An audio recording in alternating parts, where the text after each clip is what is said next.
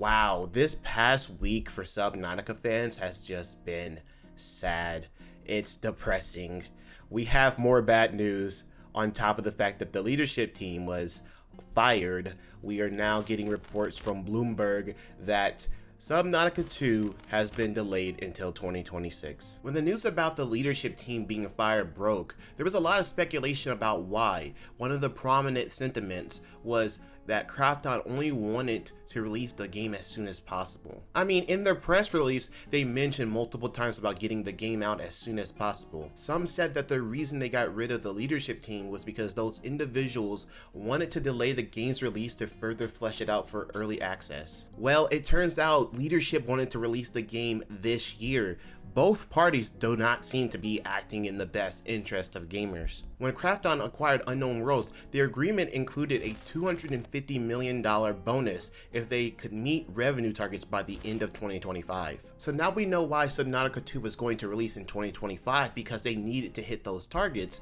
And if that's the case, I suspect that the deal wasn't that great for Krafton. Of course Krafton didn't want to get out $250 million, especially if the deal didn't make sense for them. Something changed on their end where the deal wasn't as good as they originally thought, so they had to change the leadership team. Because you agree to something and then you renege on it later, I would imagine there's something about that deal you didn't like, and maybe it's the $250 million. Nonetheless, Krafton will avoid paying the $250 million because the game is now delayed, so it's pretty much impossible for them to meet that original target, and then the leadership team is gone as well. So this whole thing is about money. That sweet $250 million. The leadership team wanted that bonus, and the only way they were going to get it was to release Subnautica 2 as soon as possible. Now, don't get me wrong, there is a positive angle to this. It has been reported that the leadership team intended to split the bonus with the employees, around about 100 employees.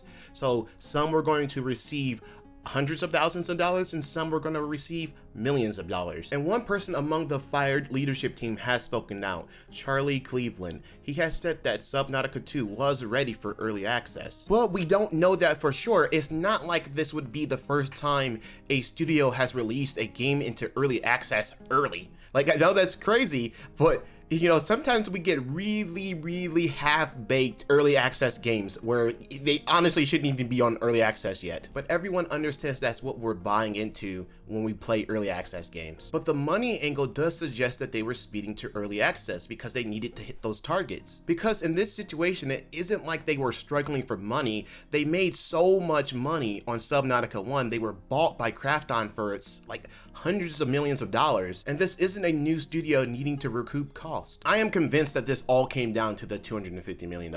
Now we got the new CEO, Steve Papautis, out here saying the desire of Krafton is to have the very best version of Subnautica 2 available for its early access. While yes, the software that everybody worked on is in a great spot and it's like, hey, we should launch this, that wasn't where both parties aligned around. It's never been told to me that we're making this change specifically to impact any earnout or anything like that. Yeah, right. Come on, Steve.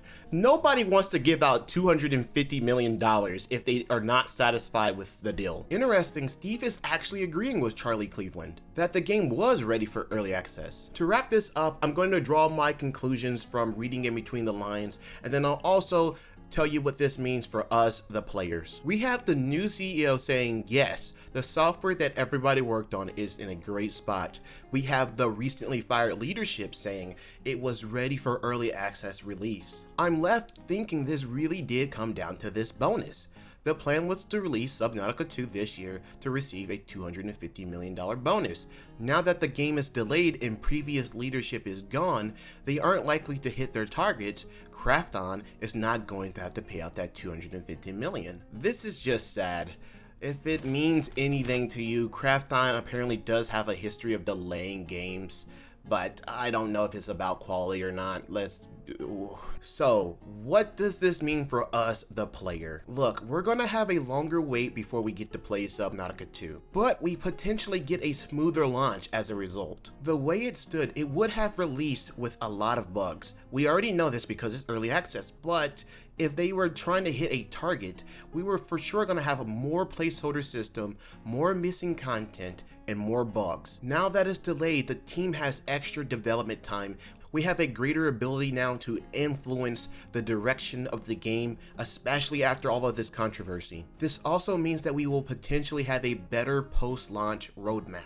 With the bonus chasing gone, there's less pressure to hit deadlines. They can focus on delivering the best Subnautica 2 game they can make. Since the game has been delayed, that means when it does get released, it will be further along in development, meaning that the game will probably be launched at a higher initial price than was originally intended for the 2025 early access release. So the bottom line is you'll wait longer to dive into Subnautica 2, but maybe with the extra time, it should translate into a better product for us. That's the optimistic take. Well, that about does it for this video, guys. Let me know what you think in the comments below. What do you think about the leadership team saying that the game was ready for launch? What do you think about the $250 million being the reason that the leadership team potentially got axed? In general, let me know who you think is at fault for all of this mess. Give me your opinions. I am looking forward to reading them. If you enjoyed the video, please consider subscribing and hitting the like button. If you want to do me an extra favor, please head over to my Twitch and follow me over there. But that's it, guys. My name is Cozmicsaber, and I'll see you in the next video.